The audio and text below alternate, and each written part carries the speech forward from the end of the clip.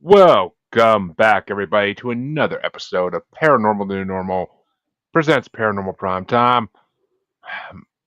Myself and Malachi are back once again in order to bring you two more great episodes of everybody's favorite paranormal show. And that, of course, being Supernatural.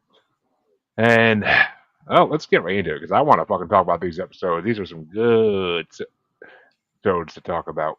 I didn't think we were hitting one of them, so I didn't think we were actually going to hit either of these so soon. I thought these were like a season or two away. So, Yeah, and your episode kind of tripped me up at the end even because I remember the episode, but like it didn't end the way I thought it would. But oh, yeah, two.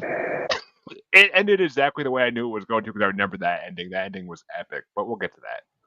Yeah, I got some thoughts on like what happened at the end where I there's got to be like another character or something later on, but two great episodes. We're starting off with mine. Of course, we're in season 3, episode 11. Mine is titled "The Mystery Spot." So this one's written by two writers. We got Jeremy Carver and Emily McLaughlin. And Emily McLaughlin, dude, isn't that sounds familiar, right? They're both they're both familiar names. I think she did one of the episodes we did last week or something like that.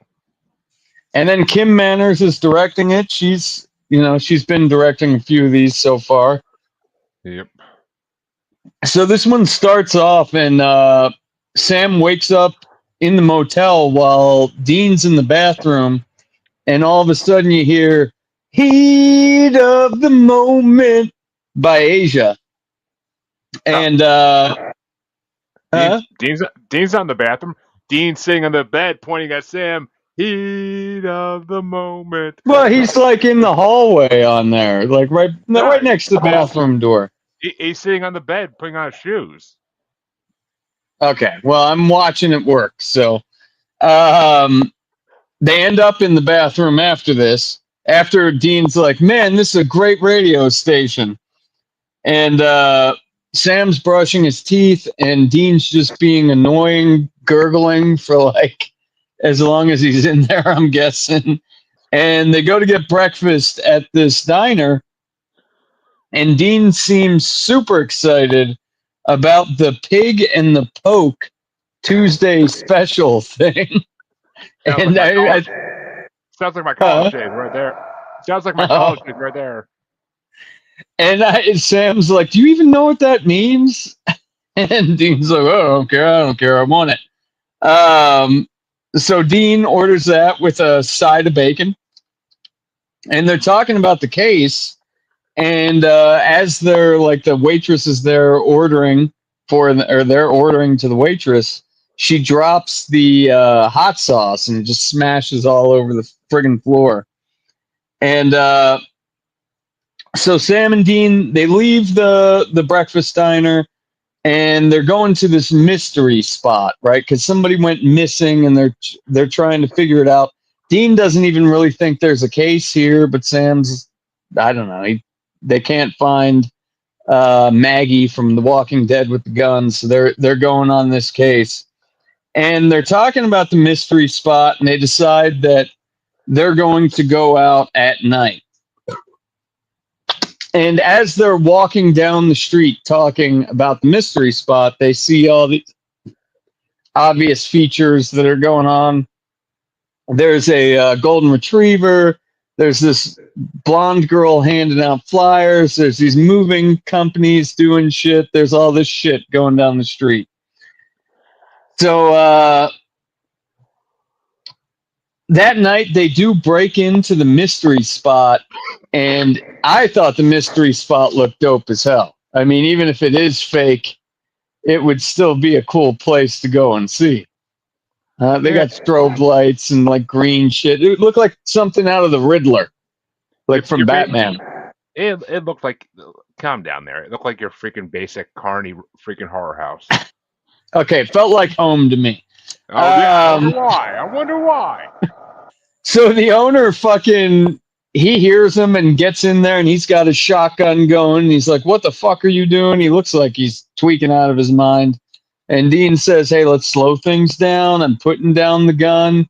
And the guy's gun accidentally shoots and just blasts Dean right in the fucking chest. So Sam rushes back to him, it's holding him, and Dean's like gasping for his last moments of breath. And he tells the guy, "Call the police, call the ambulance." And then all of a sudden, heat of the moment. So we wake back up into that Tuesday morning, and Sam's kind of out of it. He doesn't really know what the fuck's going on. And it's the same shit from yesterday, right? With the bathroom and the heat of the moment. And they're at the diner and he's trying to explain it to Dean. And then as he's explaining it, he catches the hot sauce that the lady was going to drop. And Dean's still kind of like standoffish or whatever, like thinks Sam's crazy. It's That's crazy for even us, which they've used quite a few times so far. You'd think by now they would know, like, that's crazy even for us would mean, like, yeah, we just haven't come across it yet. But so now this time they're walking down the street, and Dean says, "Well, if I died last night checking it out, why don't we go during the day?"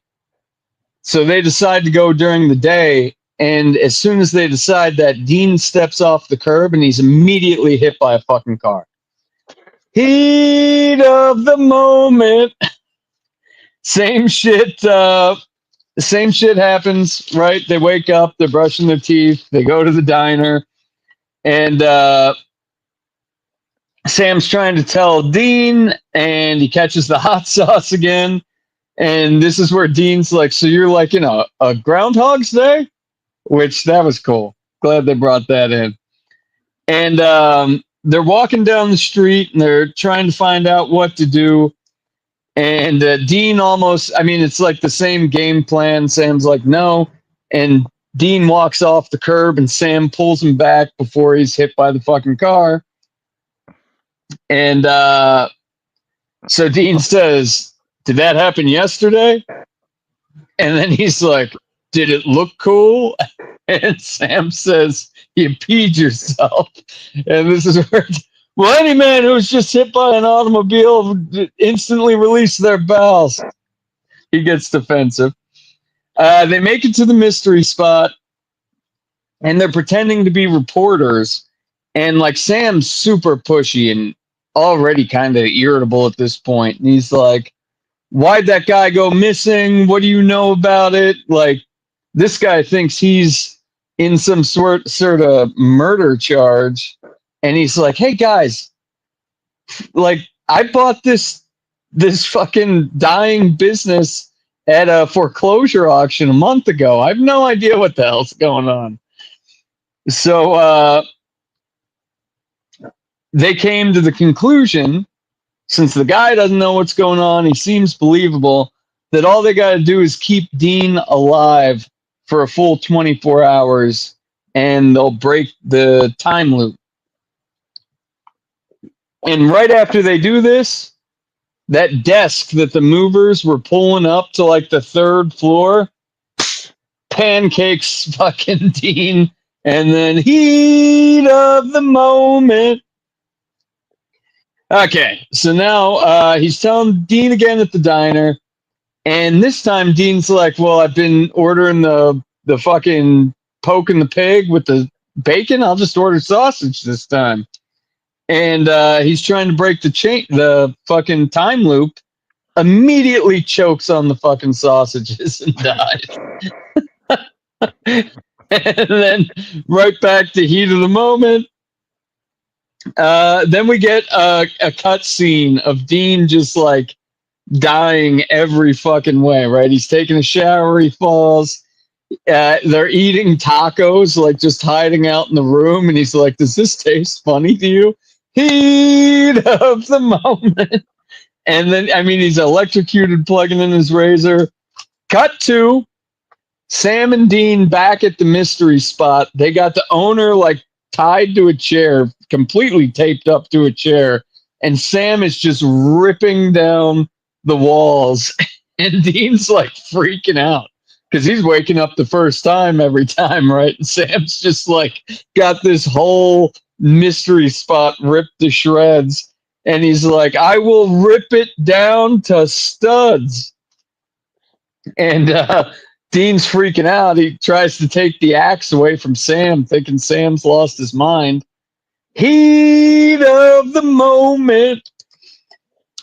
So then we cut to the diner where Sam is going through the same thing, telling Dean about Groundhog's Day, fucking losing his mind at this time.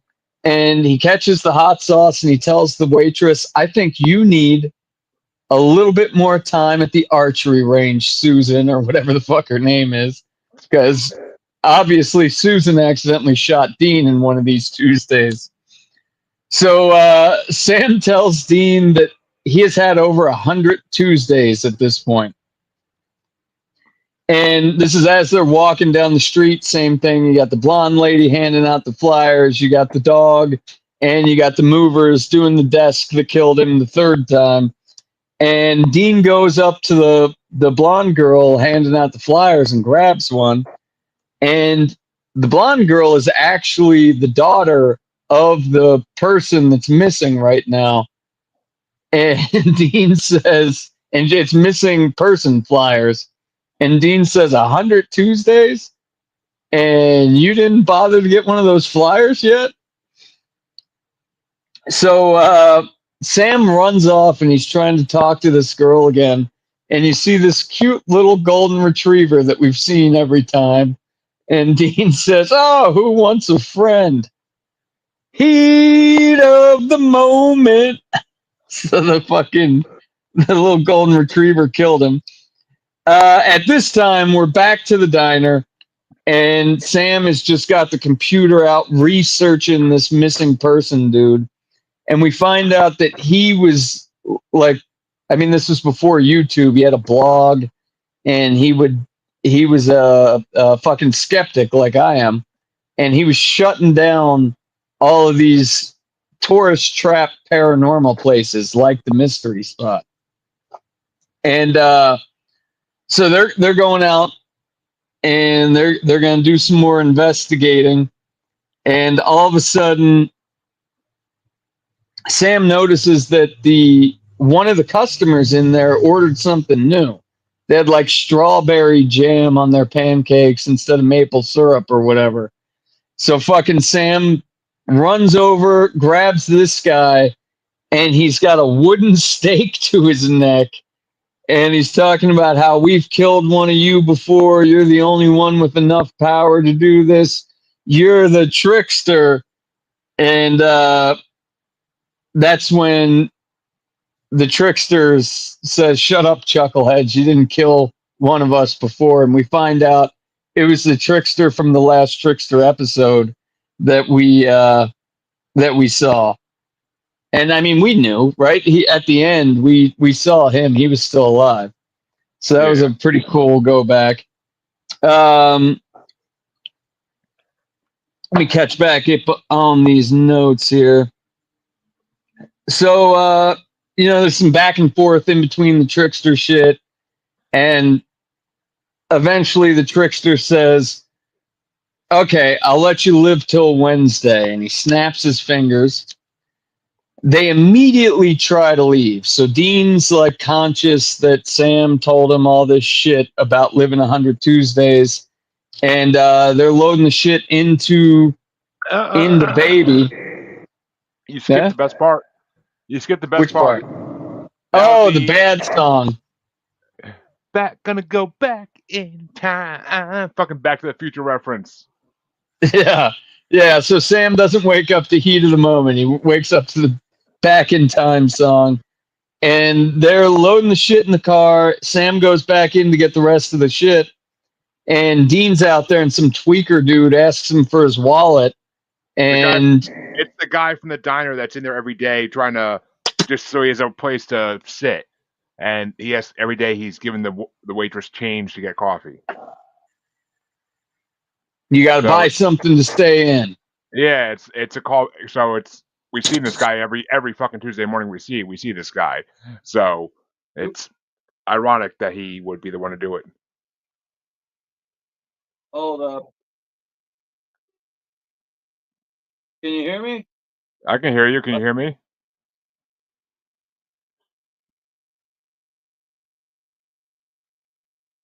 Okay, hold on. Let me. Can you hear me? I can Technical hear you. difficulties. I can hear you. Can you hear me? I hear you through my phone. Yeah. Your headset died. I take it. Talk? Can you hear me? Ah, fuck.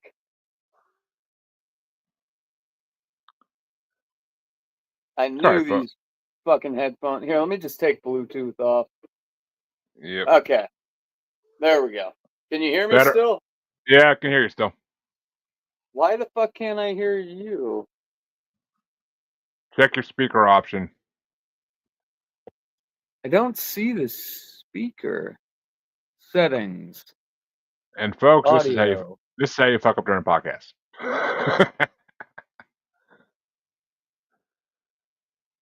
Bluetooth headset. Give me 1 second, everybody.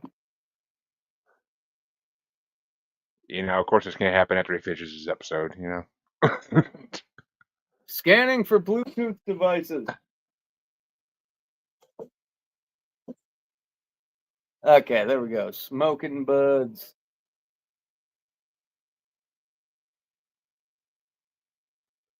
Okay, talk. Can you hear me now? You still coming through? Talk again.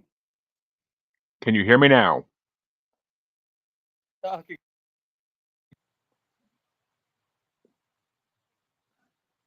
Now I can't hear you at all. Can you hear me now? Oh, there we go. It was on default, not. Oh, that's why. Are you there? Yep, I'm here. Okay. Okay, cool. So the tweaker dude ends up shooting Dean, and Sam's got him dying again in his arms. Except this time, they're not reliving Wednesday. So Sam all of a sudden goes on this 6-month hunting spree. We just see this montage of Sam fixing his wounds and Bobby calling and saying, I heard about that thing you did to the demon, and just 6-month rampage looking for the trickster and killing every fucking demon and ghost, whatever the hell, in between them. And then Bobby calls and leaves another message on the. Sam's not talking to Bobby. He's just leaving the messages. And Bobby leaves the last message saying that he found the trickster. And Sam meets him, and I think it's back at the mystery spot place. And Bobby tells Sam that he knows how to get him there. We got to do this ritual, and we're going to need a gallon of fresh human blood. And Sam immediately says, okay, well, let's go out and find someone. And Bobby's like, what the fuck, boy? We can't just kill an innocent human. And Sam's not having any of this. And Bobby says, well, if you want your damn brother so bad, why don't you take my blood? And then he talks about how he's old and he's tired and he's ready to go. And Sam's ready to kill Bobby. He tries to talk him out of it for a little bit. Then he's ready to kill Bobby.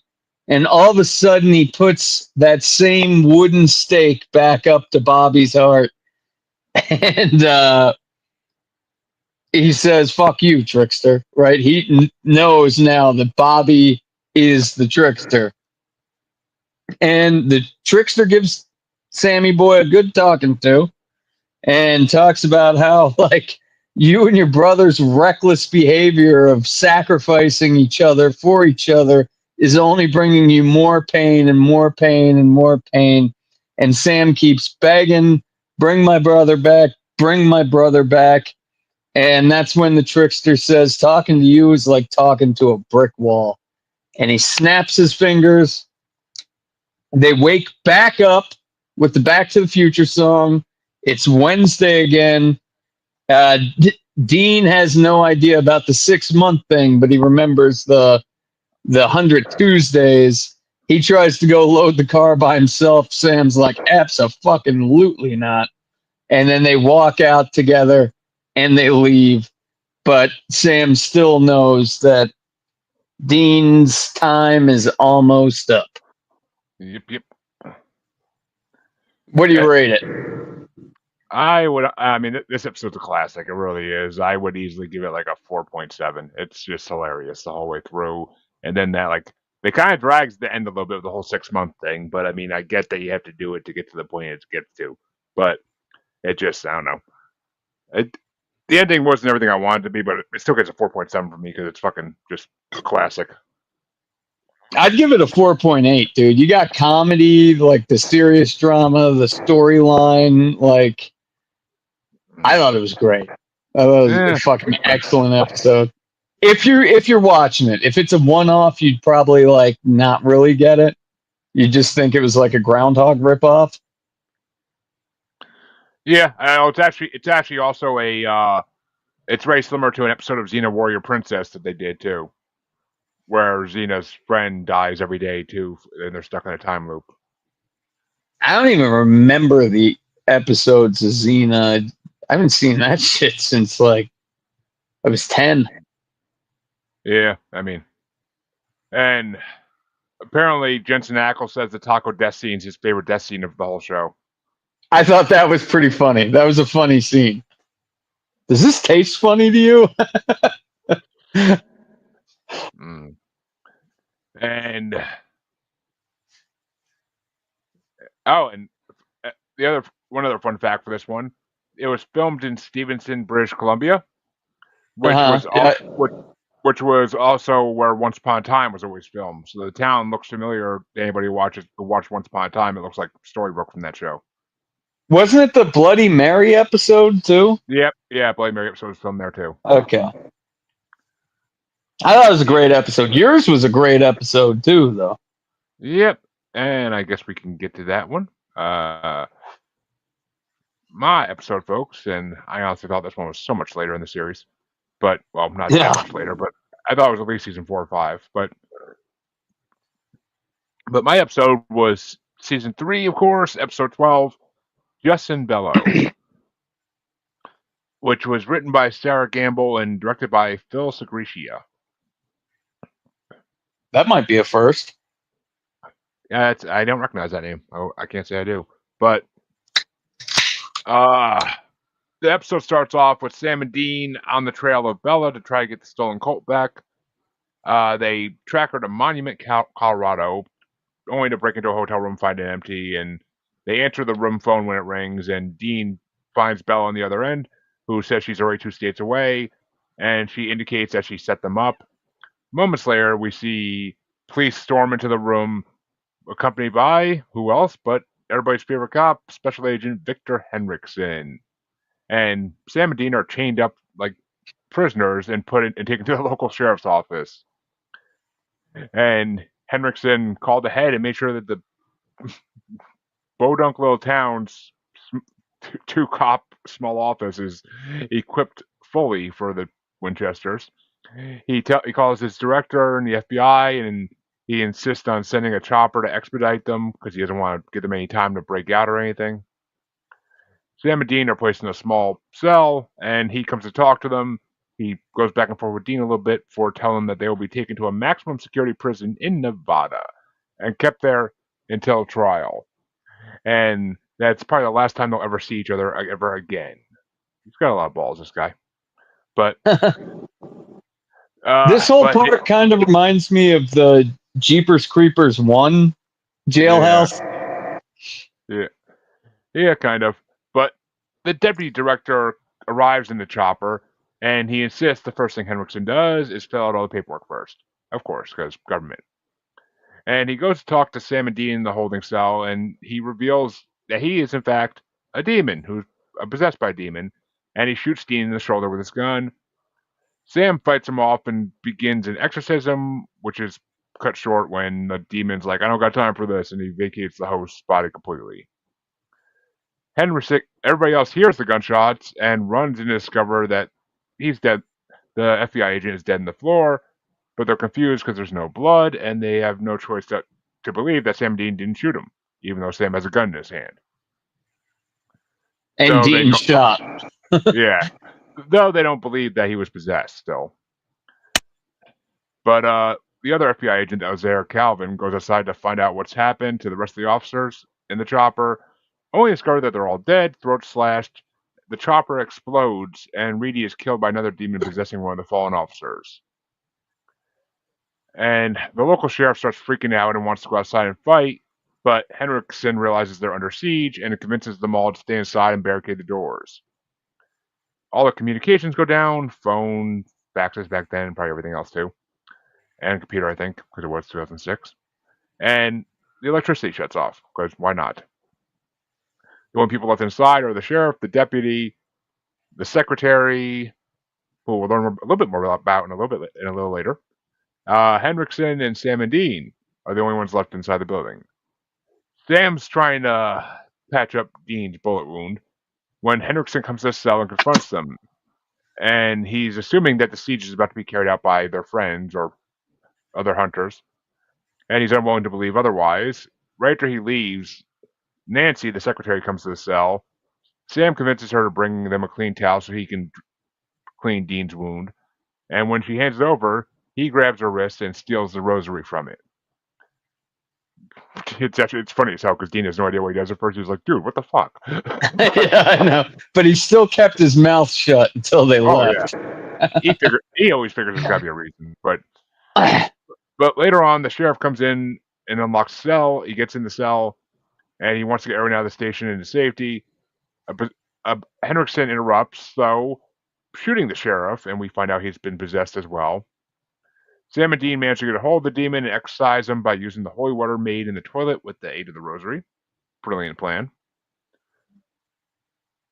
Following the exorcism, Henriksen believes Sam and Dean that they're demons exist. Oh, about time. And he releases them so they can help fight off the army that's coming. They put salt barriers up on all the doors and windows because You forgot a huge part. That's when he said, "I shot the sheriff." oh yeah, And Dean says, "But you And didn't Dean- shoot the deputy." and Sam's like, "Really, Dean?" Yeah, I forgot about that. That was funny, but and the look on Dean's face when he said it was priceless. But as I was saying, Nancy, the secretary, remembers when the boys say they need salt. She says, "Oh, there's road salt in that closet over there, bags of it." So they start putting salt barriers up on all the doors and windows, and Sam paints devil traps at all the entry points. Meanwhile, Nancy finishes patching up Dean. He goes to get more weaponry from the trunk of the Impala after he finds out it's out back in the impound lot. He makes it inside again just in time before a horde of demons, the biggest black cloud we've ever seen, descends around the building. They can't get inside, so they possess the locals, about 30 of them, and stand around outside the building. Back inside, Dean's passing out protective charms that prevent the others from being possessed.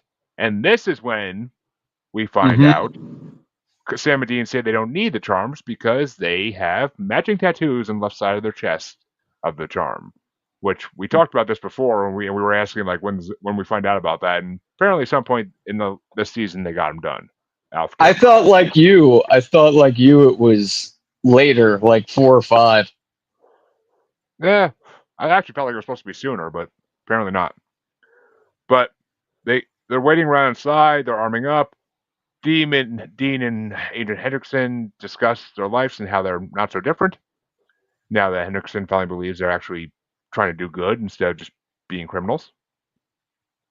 And the idiot deputy cop is looking out the window and scrapes a little salt off it by accident, not realizing what he did.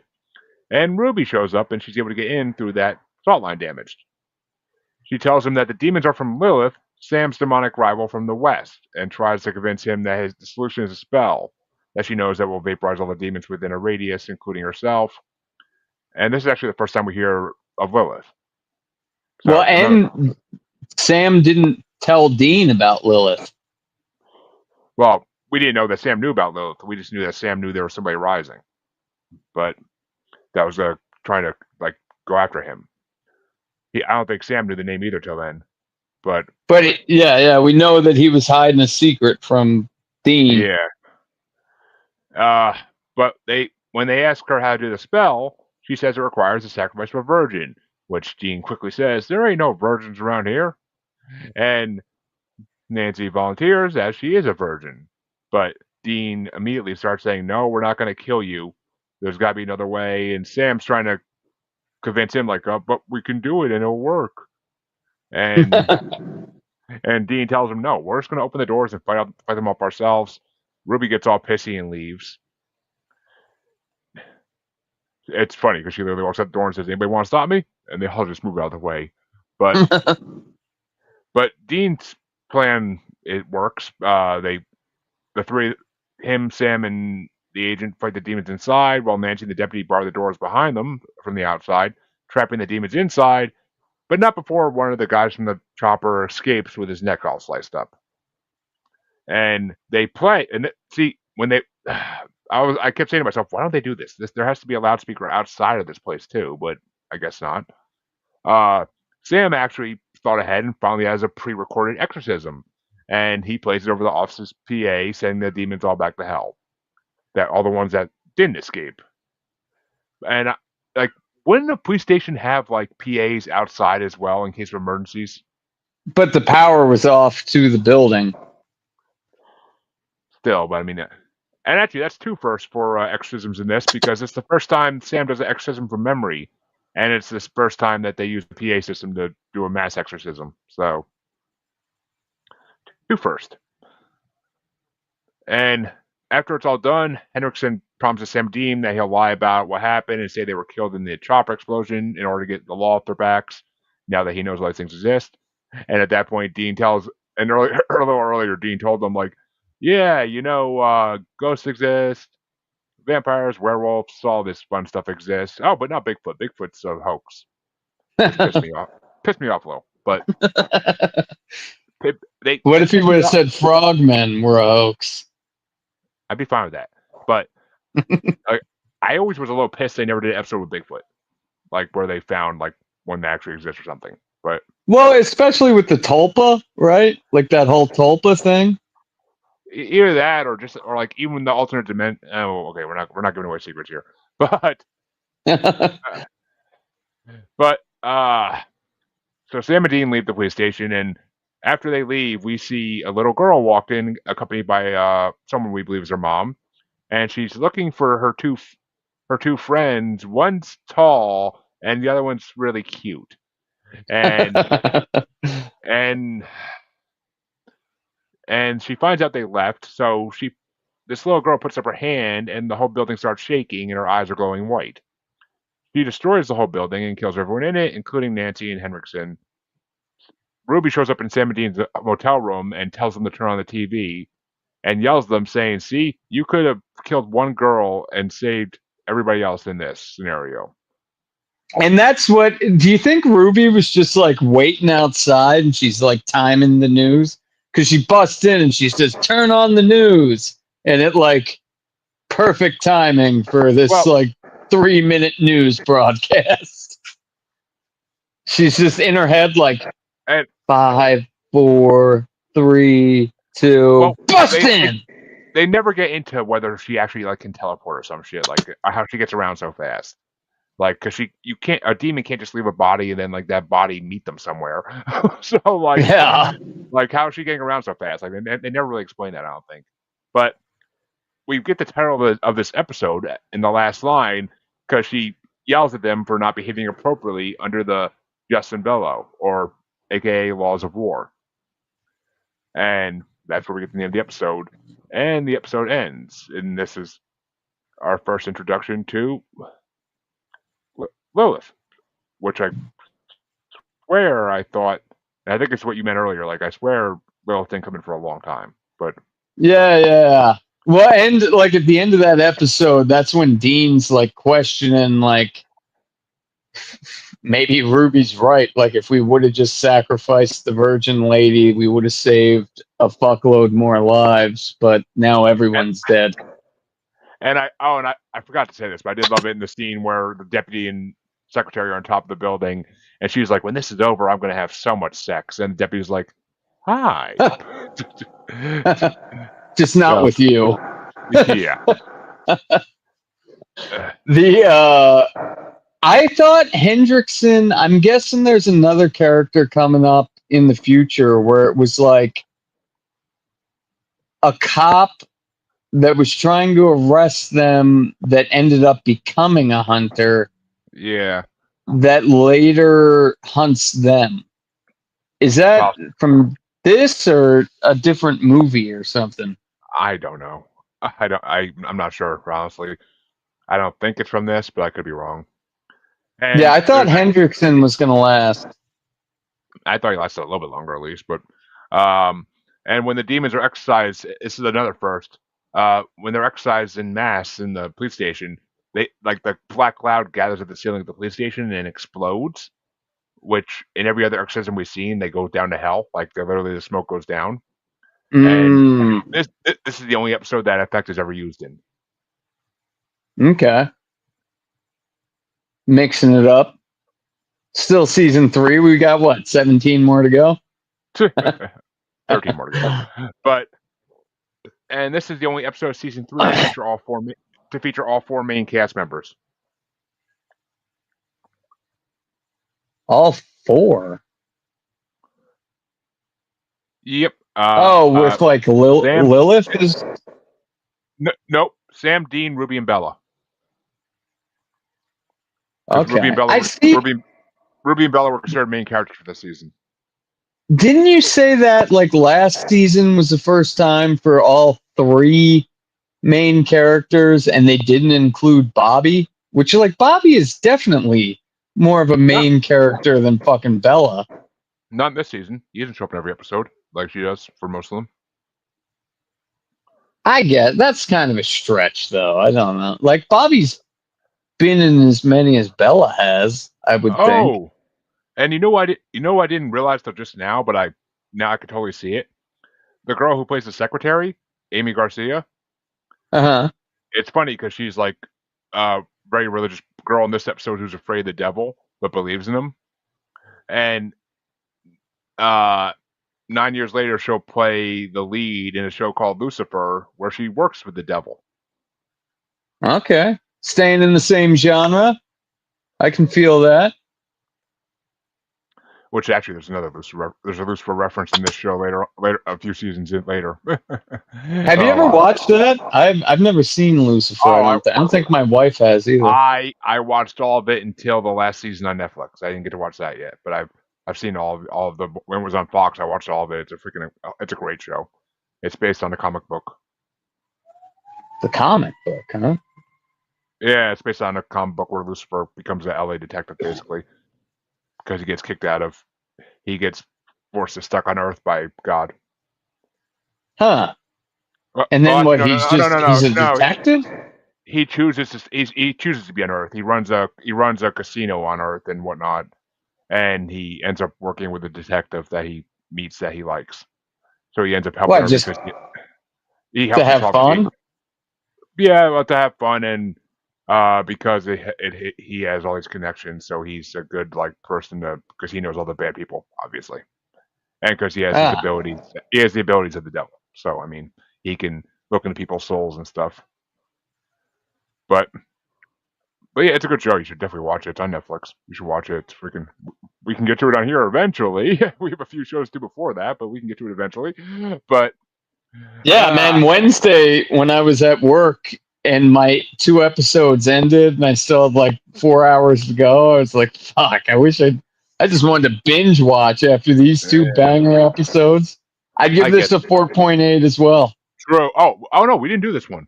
I give this, I would definitely give this one I'll give it a 4.8, yeah, because it's really storyline centric and it builds towards a lot for the rest of season 3 and then for the next season. So I don't know how well these would be as like standalone episodes, but if you're like somewhat familiar with the show, they were awesome. Oh yeah, definitely. I mean, they're not standalone, that's for damn sure, but they're amazing go along episodes for the show. But folks, that's both episodes this week. So we'll be back next week with 2 more episodes. And I know at least the first one is pretty freaking incredible. So Good for until me. yes, good for you. And until then, folks, have a good week, and we'll see you next time.